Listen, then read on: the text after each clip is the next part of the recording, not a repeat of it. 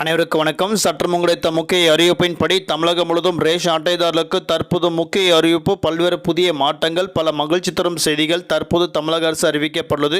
அதன்படி என்ன புதிய மாற்றங்கள் என்பது தற்போது பார்க்கலாம். வீடியோ ஸ்கிப் பண்ணாமல் கடைசி வரைக்கும் பாருங்கள்.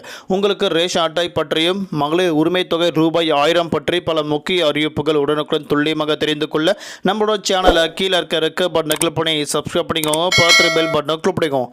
இந்த வீடியோ உங்களுக்கு பிடிச்சிருந்தா லைக் பண்ணுங்கள். இப்போ வாங்க வீடியோக்குள் போகலாம். இப்போ ரீசெண்டாக தமிழக அரசின் சார்பாக பல்வேறு புதிய திட்டங்கள் ரேஷன் கடை வாயிலாக அறிவிக்கப்பட்டு வராங்க. அதன் அடிப்படையில் மகளிர் உரிமை தொகை ரூபாய் 1000 2.5 லட்சத்திற்கும் மேற்பட்ட நபர்கள் கூடுதலாக சேர்க்கப்படும் தற்போது தமிழக அரசு அறிவிக்கப்பட்டாங்க. புதிதாக ரேஷன் அட்டை பெற்றுக்கொண்ட நபர்கள் கண்டிப்பாக இதற்கு விண்ணப்பித்து ரூபாய் 1000 மாதம் அவர் வங்கி கணக்கில் பெற்றுக்கொள்ளாமல் அறிவிக்கப்பட்டாங்க. அதே போன்று புதிதாக விண்ணப்பிக்கக்கூடிய நபர்கள் திருமணம் ஆன நபர்களாக இருந்தால் கண்டிப்பாக திருமண சான்றிதழ் கண்டிப்பாக கொடுக்கப்பட வேண்டும் என அறிவிக்கப்பட்டாங்க. அடுத்தபடியாக ரேஷன் கடைகளில் குறிப்பிட்ட பிரச்சனைகள் அவ்வப்போது ஏற்பட்டு வந்துட்டு இருக்கு.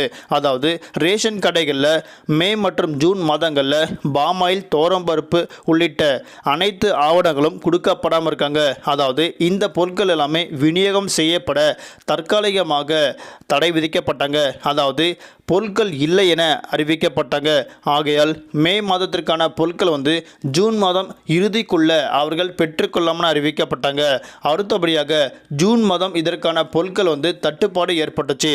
அதன் காரணமாக ஜூன் மாதத்திற்கான பொருட்கள் ஜூலை மாதம் முதல் வாரத்தில் பெற்றுக்கொள்ளலாம்.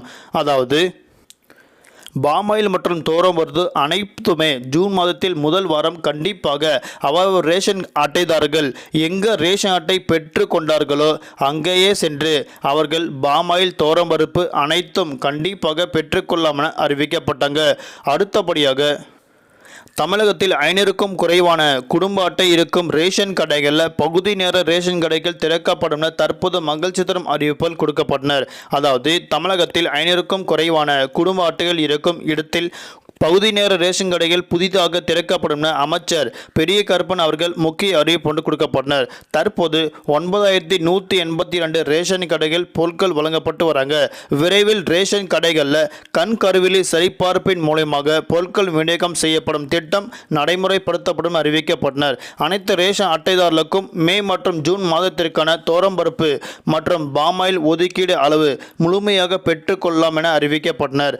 அதன்படி உங்களுக்கு தேவையான பொருட்கள் அடுத்த மாதம் முதல் வாரத்தில் பெற்றுக்கொள்ளலாம். நன்றி, வணக்கம்.